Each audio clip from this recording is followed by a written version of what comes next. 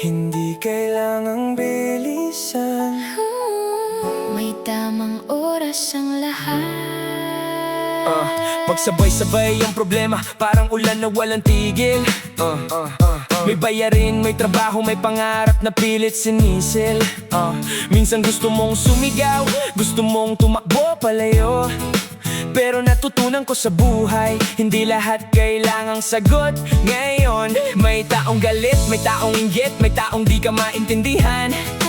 Pero kung sasabay ka sa gulo, ikaw rin ang mapapagod dyan. Huminga ng malalim, bilang hanggang 5. Ang bagyo'y lumilipas din, kaya kapit lang at kalma. Hindi man kontrolado ang ikot ng mundo, may kapangyarihan tayong piliin ang totoo. Kung tahimik ang isip at payapa ang puso, mas madaling makita ang daan patungo sa bukas. Kalma lang sa bawat unos ng buhay. Hindi lahat ng laban ay kailangang Sabayan.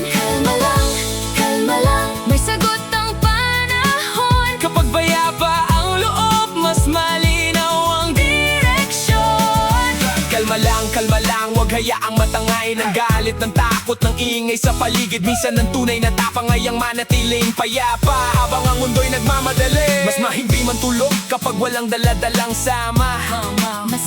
Mas masarap tumawa kapag wala kang kinikim-kim na drama. Mas maayos ang desisyon, mas kaunti ang pagsisisi, dahil ang isip na payapa ay bihirang magkamali. Sa bata, sa matanda, sa nanay at tatay, sa estudyante, empleyado, sa lahat ng dumaraan, hindi sukatan ng lakas ang laging pagsabog. Minsan ang pinakamalakas ay marunong magpahinahon.